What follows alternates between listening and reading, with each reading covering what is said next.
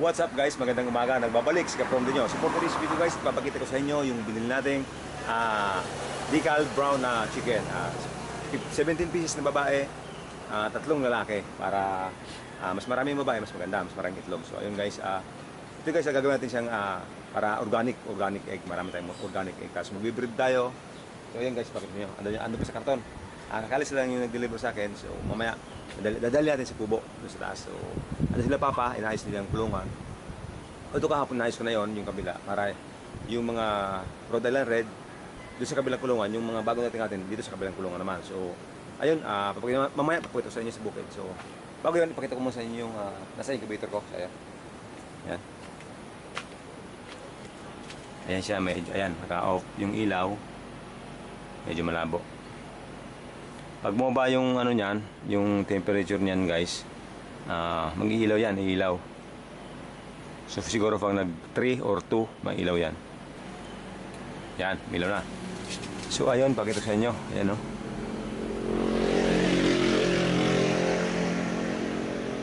Ayan, ayun, mayroon ako dun sa kabila. Yung naiwan yun na naiwan yun na naglimlim, napisa na. So dito nilagay ko dito. Ang problema guys, merong bugok na isa, ayun, bugok ko. Bugok yun, yung bumubula-bula na yun, bugok yun. So kailangan natin alisin yun dyan. So anyway, sa mga susunod na araw guys, maglagay tayo ng mga itlog pa. Siguro meron doon 25 pieces na organic. So ilagay natin sa incubator para malimliman na. So ayun guys, tara, dito sa kubo. Ay wait lang pala, pakita sa inyo yung ano, yung nasa karton ng mga manok. So tara.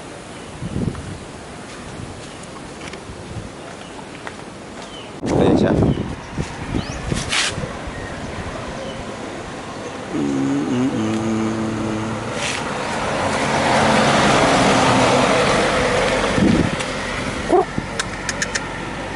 Ayan sa loob guys.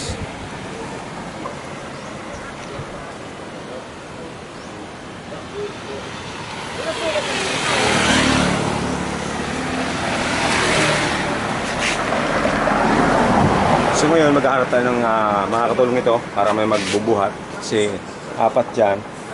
Sila man kasi si Papa nasa bukid na, nag-aayos ng kubo nga.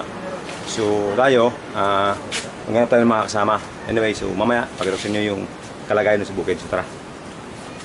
So yun mga kaibigan, kakarating ko lang dito sa kubo. Bali 4 yung dala ko. Parang inulay ko, ulay ba? Tawag yun? Parang basta, ulay. Tagalog sa Bicol. So yun. Kaya lang nabali yung yung ulayan ko. So dalawa lang yung naiduli ko dito. Yung dalawa, andun pinabalikan ko sa kapatid ko si Eman. So ayan.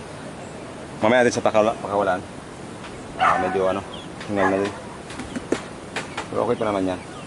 So dito ko sa mga kaibigan nilalagay. Ayan. Yung dating kulungan ng ating mga manok. Ayan. Ito, may net pa rin. Ayan. Yung net. Pero dito lang sa kubo yan. Ayan na pinagawa ko kila Papa. Paikot lang na sa kubo para hindi na masyadong makalayo yung mga alaga nating manok. Ayan. Hanggang dito lang sa kabila, likod. Ayan. Yung iba sa labas na lang. Yung dati kong mga alaga, doon na sila. Mapipirmi sila doon sa kabila. So bali, pakita ko rin sa inyo yung ginawa ko dito kahapon. Ayan, medyo madumi pa kasi. Hindi pa nakakaayos. Ayan siya. Ayan, yun, nangingitlog na rin yung ginawa ko lang ito kahapon mga kaibigan. Ayan, pero may nangingitlog na agad. Ito yung ginawa ko kahapon na paitlogan. Ayan. Tsaka yung mga kaibigan yung mga itlog. Ayan. Ayan siya. Bali mga ginamit natin dito kaibigan na na mga gamit, yung mga kustanera lang. Yung mga pinaghiwaan ng anyog. So ayan. Kasi ito mga kaibigan, ito naglilimlim dito, pisa na. Ewan ko lang kung naubos na pisa. Pero mabaho. Mukhang may bugok dito. Ayan. Ito nga, bugok nga. Baho. So ayan, ilan na ba? Ay, 4 lang. So mga kaibigan, 4 lang yung napisa. So yung dalawang itlog doon, ba? Yung dalawang itlog doon, ihiwalay natin, doon natin ilagay sa incubator. Kasi kahapon pa to eh, makagutom na yung mga isisiw. So kailangan natin ibaba. So ayan. Ayan mga kaibigan nating mga alaga. Ayan yung iba. Kaya si kaibigan, si kay hermano. Yan. Oops, ya. Okay, fire. So, ito na yung ating mga manok. Ayan. So, pahinga muna konti. Maya-maya buksan natin para makabuelo na yung mga manok. So, yung mga kaibigan, maayos na yung ating kubo. Nalinisan na, nalagyan ng net. So ngayon, pakuha natin yung mga manok.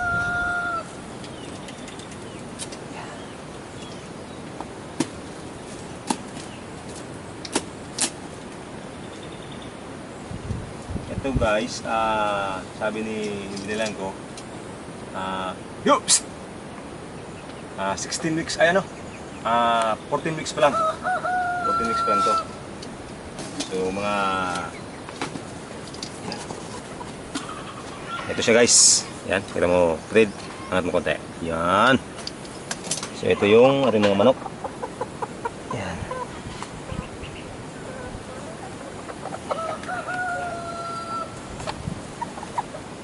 Yan, mga taba.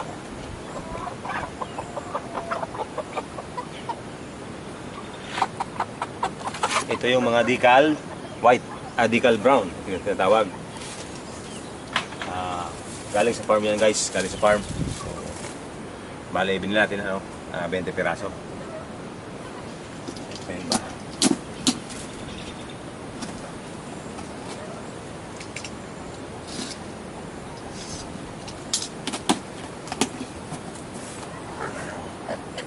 Ano pa? Yan siya. Tapos na.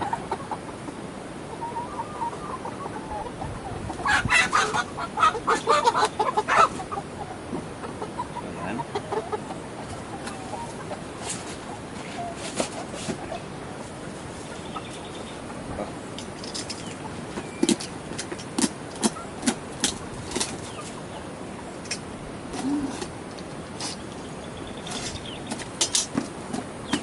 Ito yung lalaki. Ito naman yung mga lalaki niya guys, ang mga decal white, decal brown. Ito yung kulay ng lalaki niya. Yan. Yan o. So ito, tatlo to. Yan, tatlo yan. Sinamahan ko ng tatlo. Yan o. Yan. Yan yung decal brown. Ito. Parang nakulo na.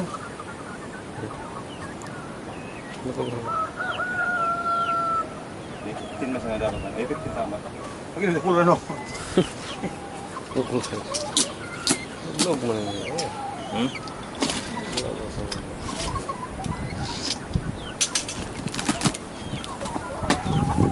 Ito pa. Ito puro babae din to.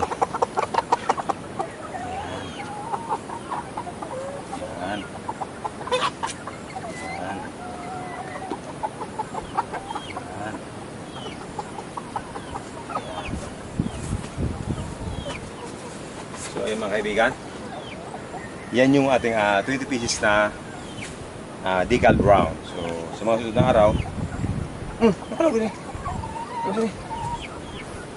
Ito yung mga pagkalit natin dito, nalabasan nito, mga taso.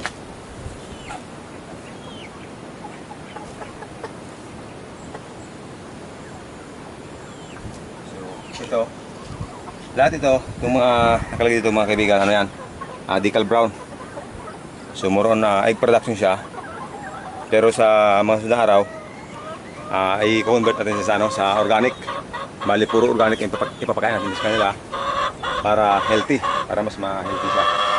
Mas maganda kainin yung itlog niya. Unlike kapag feeds kasi medyo okay naman, kaya lang pangit, iba pa rin yung organic talaga na ipapakain natin sa kanila. So, ayan.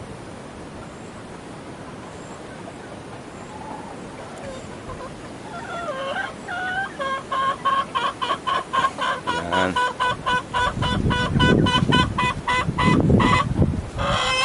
Yan mga kaibigan, siguro mga 3 weeks pa mag-start na mga itlog. Pwede na yan, mag-breed na tayo niyan. Pure. Pwede din tayo magpa-itlog niyan, yung fertile egg. Tapos, papasayan natin, sa benta rin na sisiw. So, depende. Pag malalaman natin yan kapag medyo malalaki na sila, so pwede, pag nangingitlog na sila, doon tayo makapag-decide. So, ayan, ayusin ko lang muna, painom ng tubig. Tapos, mamaya-maya, pakain natin.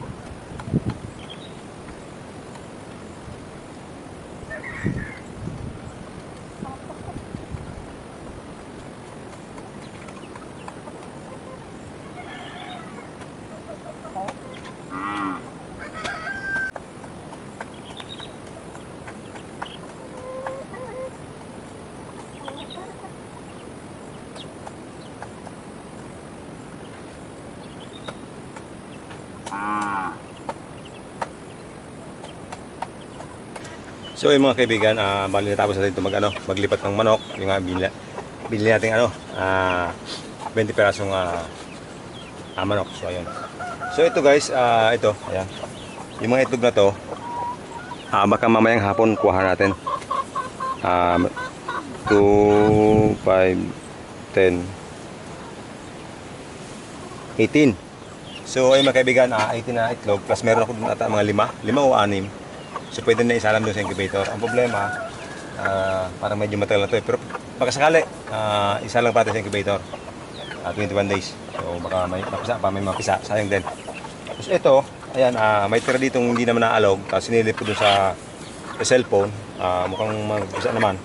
Baka na-late lang ito. Na-late lang. So ayan, baka sakali, ilagay doon sa, sa incubator. Baka sakali mapisa pa. So ayan yun, napisa natin sa ayan. 4 lang. Ayan o. Ayan. Ayan. Ano yan? Bali 10 pinalimliman ko yan. 4 lang yung napisa. Ay, 5 pala. Yung isa namatay. Para naapakan niya. Hindi namatay. So, plus ito. Kung sakasakali. So, baka mapisa pa. 5. Anyway, yan. Mamaya hapon balikan natin to. Maglagay ito sa incubator kasi medyo matagal na to. Mamaya hapon balik tayo dito. Gawa tayo ng linis. Tapos maglagay ito ng kanal para hindi nagpuputik. So yun ating update dito sa ating kubo. Mamayang hapon pagkain tayo ng binili nating manok. Kasi ito nga pala guys, update tayo dito sa ating kubo. Ayan, medyo putik na. Ayan. Yan ang ating update dito sa kubo. Hindi pa nalagyan ng pinakang bubong. Ayan o, hindi pa nalagyan. Pero okay lang yan. Tapos, yan, may sahig na. Siguro 90%, hindi, 95% patapos na itong sahig na ito dito sa taas. Yan. Yan. Dito natin kuha na sa medyo maganda-gandang pwesto. Ayan siya. Bali, ito na nga yung sahig. Maglalagay tayo ng division para sa kwarto. Ito naman yung area na to, kusina. Ayan.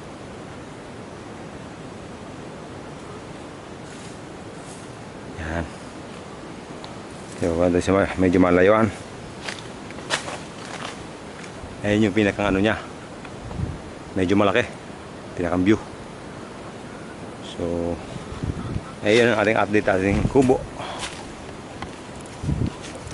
So ayun guys, siguro hanggang dito na lang muna yung video natin.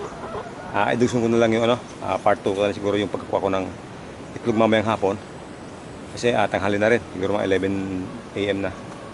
Matagalan tayo kasi kumuha nung nag-antay nung yung magde-deliver ng manok. Tapos ayun, pinanghal na tayo ng kaso. Anyway, so ayun, gusto ko lang mag-shoutout love Junina, ayan. Dumating yung ating manok. So ayun, shoutout Boss Marius Bersinyo, Cesar de la Cruz, Paps, sa Santos, ayan. So, Alan, Lit, Lister, Burnok, Kusang Empoy, yung isa pa, yung kapatid ko sa Empoy, yung panganay. So, ayun, shout out sa'yo. Shout out sa'yo, tol. Nakalimutan ko pangalan mo. So, ayun, tapos yung video natin. See you sa mga sunod na videos.